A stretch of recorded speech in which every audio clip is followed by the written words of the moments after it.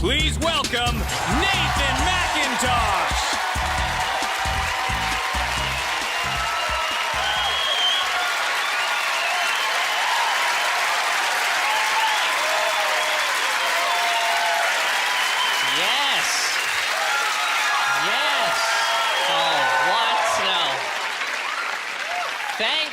Thank you, everyone, for coming out. How you guys doing tonight? Everyone wicked?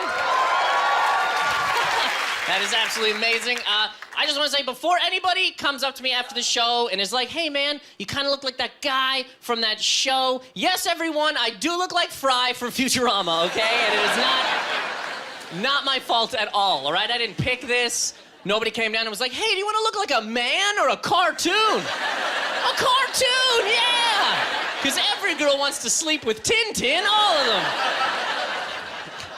Impossible to look like two cartoons, man. I am not originally from Toronto. I'm from Halifax, Nova Scotia. And thank you.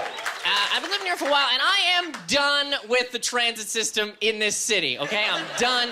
I got on the subway the other day, man, and a crazy guy got on, which happens way too much in this city, okay? We have almost lost the subway system to the crazies, all right? It's almost time to just give it to them. Just throw cement in the stairwells, and if they want to run around down there wearing cloaks and carrying lanterns, have it, it's yours, man, because you'll get on the subway and maybe some guy will get on beside you and he'll take a pigeon out of his pocket. And try to sell it on the train. Or some guy will just take a shit right there in the seat, man. But what I love about the crazy people is they always know exactly where they're going, you know? It doesn't matter what they're mumbling about. They're like, oh, unicorns are the reason that my shoes are made of meat. Young Street, that's me. Like, how the hell? You possibly know that, man. You're not even wearing shoes. Like, how do you... I'm not crazy, and every once in a while I forget where I live, you know? And this city is messed up anyway, man. Like, I'm sure a lot of people heard about the man who lit a bus on fire. If you didn't hear about it, basically, a man lit a bus on fire. Okay? It's a big deal. And that's not even the whole story. He was waiting for a bus, and there was a girl beside him, and he was like, hey, lady, can I have an extra cigarette? And she was like, no, sir, I'm sorry, I don't have one. So then he did the gentlemanly thing, punched her full in the face. Because that's what you do when somebody doesn't have what you want, right? You just try to destroy this human being, man.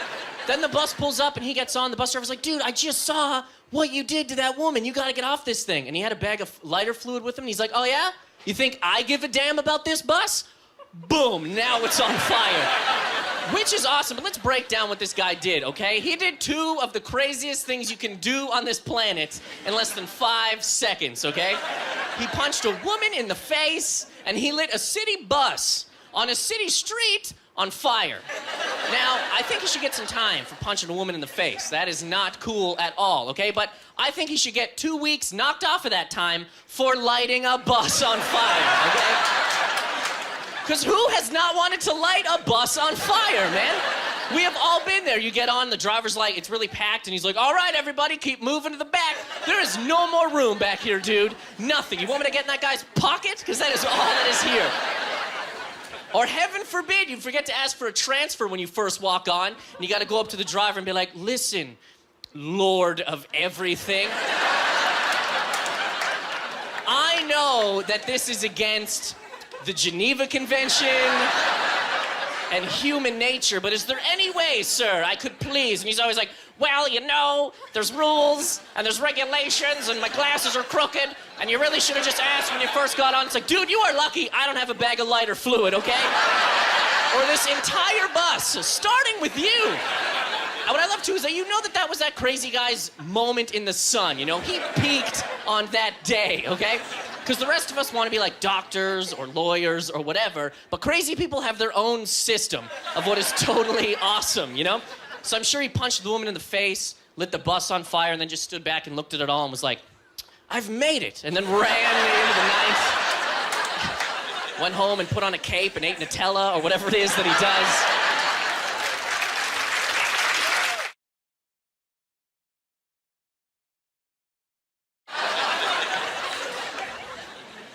I don't know how to get into this, everybody, so I am just gonna do it. I do not have all of my front teeth, okay? Don't have them. One of my teeth I can take out like a boxcar hobo, okay? And it is hard enough to talk about it, so I'm not taking it out. But what happened was when I was little, I got elbowed in the face, and it had an infection in it, so a year ago I had to get it pulled out. And as soon as the doctor pulled it out, I was like, damn it. I just lost all of my credibility on this planet, man, because nobody respects anybody that does not have all of their front teeth, okay?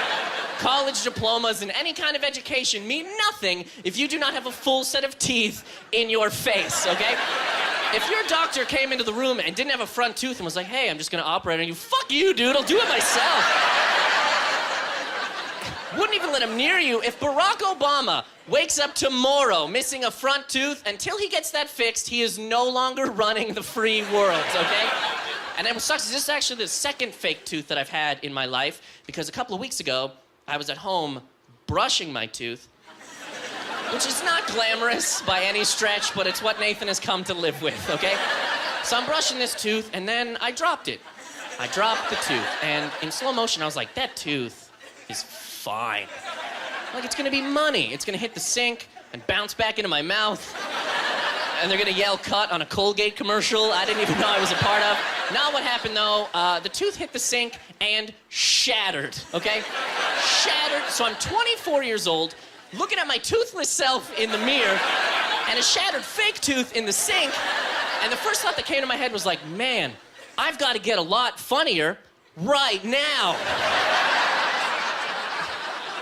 Like today, there's no more waiting for this shit. Like, oh, in a couple of years, I'll be really funny and people will like me. No, I need to take this tooth and use it as a muse and write 2 hours of the craziest shit anyone's ever seen. Now what happened, though, I tried to crazy glue a fake tooth back together, everybody.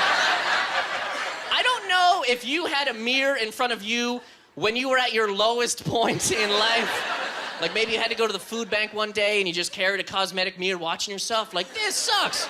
Or sat in front of the mirror while you were listening to a Jonas Brothers CD or whatever it was. But I'm crazy gluing this tooth back together and I'm just thinking like, how did this happen at 24? Did I sleep through a divorce? Like, what the hell happened to me? Do I got like 5 kids that hate me somewhere, man?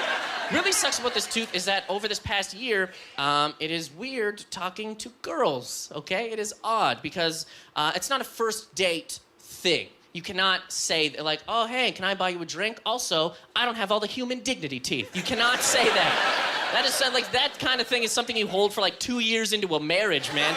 And girls come to my house and I'm supposed to sleep at night like a hobo, okay? They want me to take the tooth out and lay cardboard on my bed and set up a bindle and play the harmonica, but I'm not doing it.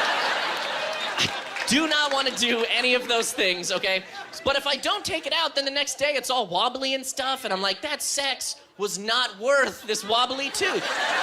So basically, I have a little, I have a rule, all right? I will not tell the girl unless the sex was good, okay? Like, if she doesn't come, I don't come forth. That is basically my rule. But if she does, then I take the tooth out and she's like, what the hell? And I'm like, yeah, I bet you didn't know you like toothlessness. And then I just pass out. I deal with that the next day.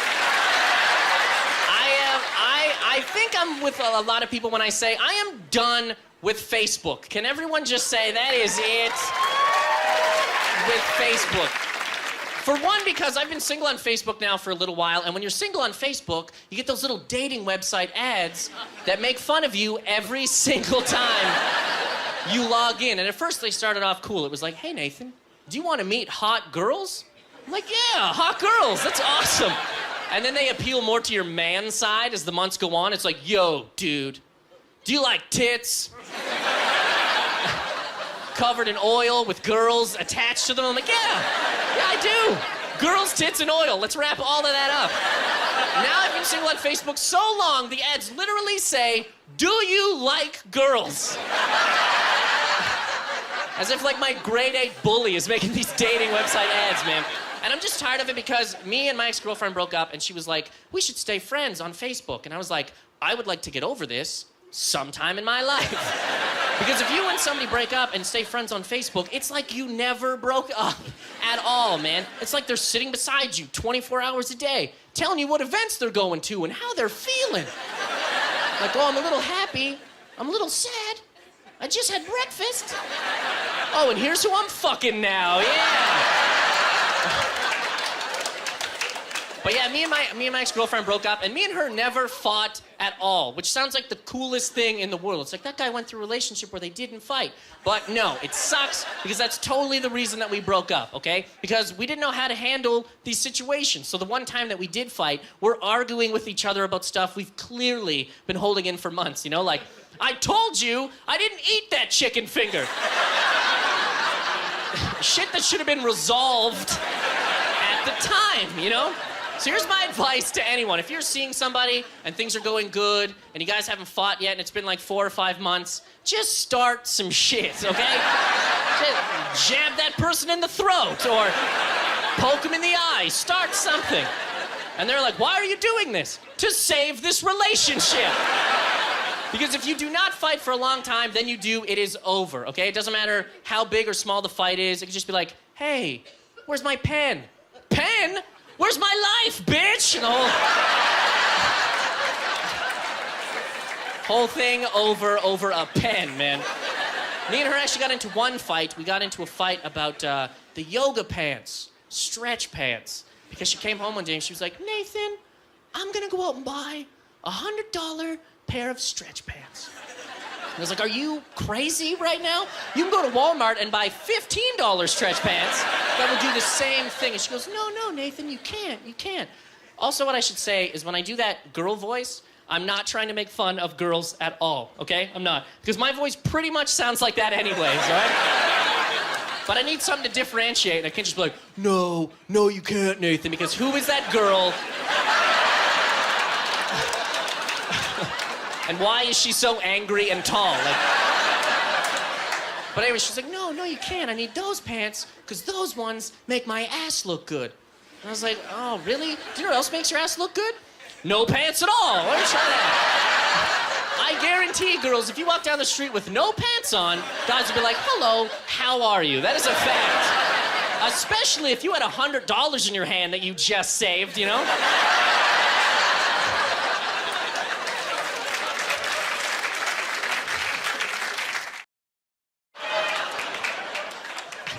So yeah, I've been going on a lot of dates recently, which really suck.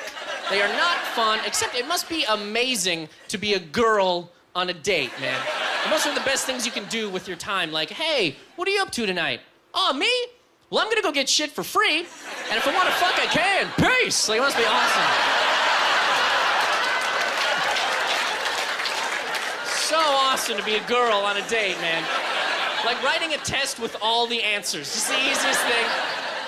And I know that I'm one of the whitest human beings you will ever see in your life, okay? Like, as I've stood up here, I get burnt by these goddamn lights, okay? This sucks, but I am done dating white girls. Don't want to do it anymore, okay? Here's the reason. It's because I know that white girls look good, okay? Nathan knows. But white girls do not know that they look good, okay? Take the hottest white girl in the world. Every day of her life, she's gonna get up and look in the mirror and be like,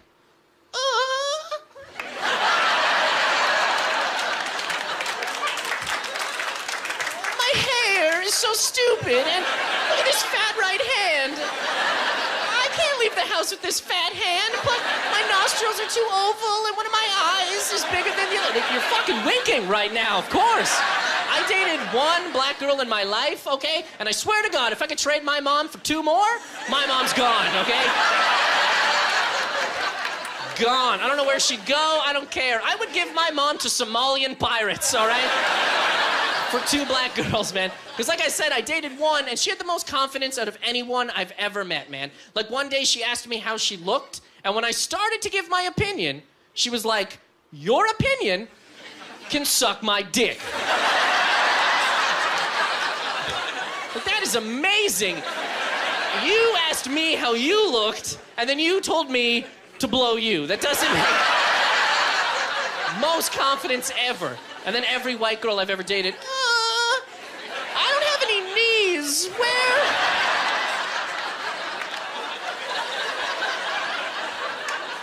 How does my leg even bend with this thing?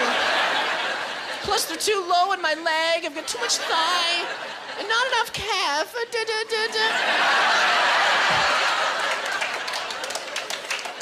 hate going to clubs, man, because for one, I hate when you walk in and you hear the DJ go, all right, all the sexy people in here, make some noise. And the ugliest looking trolls, man.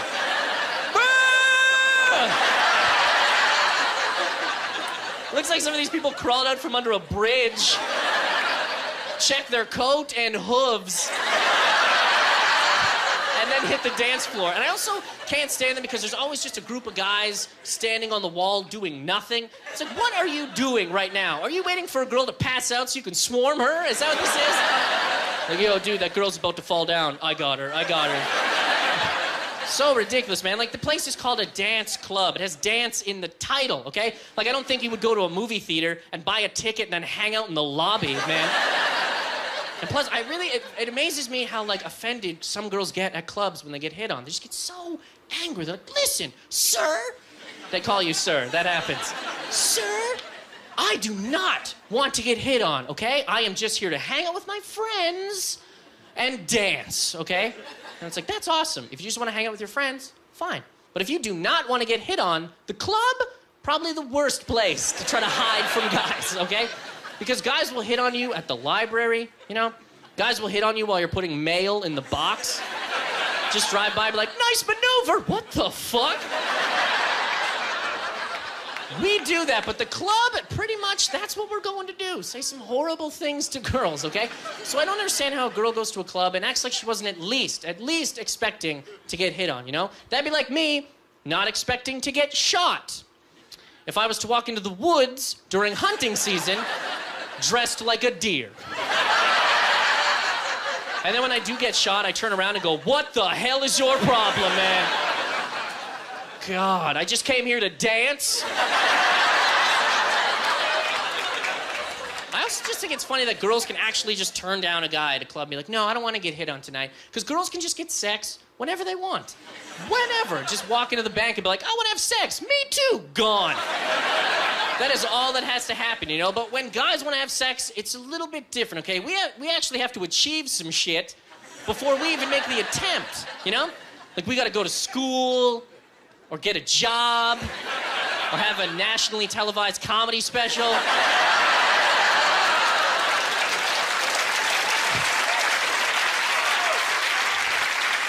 There's actual things we have to do, you know? Like, a guy can't drop out of school and go up to a girl with that resume, you know? Can't do that. But if a girl drops out of school and goes up to a guy and is like, hey, I dropped out of school. He's like, oh, really? Well, I guess you got a lot more time in your hands to fuck.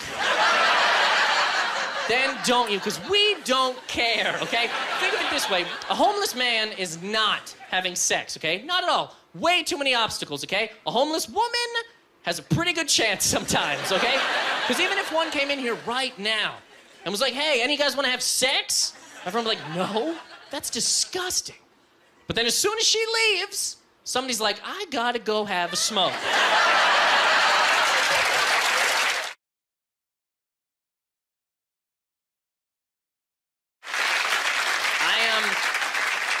I learned a lot of stuff from my parents growing up in Nova Scotia, everybody. Like, from my mom, I learned that if a bug is in the room, to freak out. And yell at it and stuff. And then close the door and say that's a spider habitat. It is no longer a bedroom. And from my dad, I learned that if you're ever faced with a tough life decision, to just pack up your Trans Am and drive to Alberta. My dad drove away, which I think is hilarious for one, because who drives away in a Trans Am, you know? Other than Burt Reynolds in Smokey and the Bandit, man. But I don't know what my dad does for a living, but I'm assuming because of the Trans Am, he's probably jumping over gorges in slow motion. Like waving a cowboy hat out the window, like, look at all the money I saved. And I know that people get sad when I talk about not having a dad. People look at me and they're like, oh my God. That guy doesn't have a dad. And I have a dad. And I love my dad. And I wouldn't trade my dad for all the cotton candy on Sugar Mountain. And that's cool, but I'll let you guys know, growing up in Nova Scotia, none of my friends had dads, okay? None of them. And we hated people with dads, all right? hated them. We looked at them like poor people do to rich people. Like, who the hell do you think you are, man? You think you're better than me? Somebody taught you how to play catch? You know who taught me? Gravity, bitch. That's who taught me.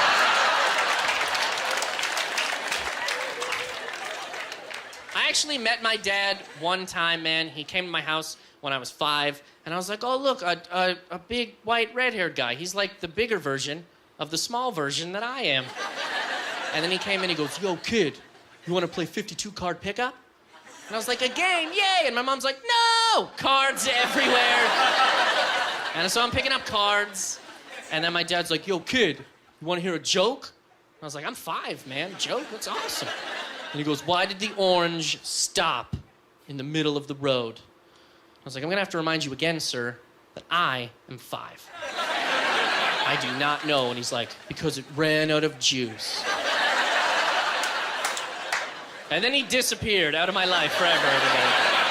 And I thought at that point in time, when I was that little, I was like, man, I will never do that to anybody, you know? When I grow up, I will totally tell better jokes than my dad.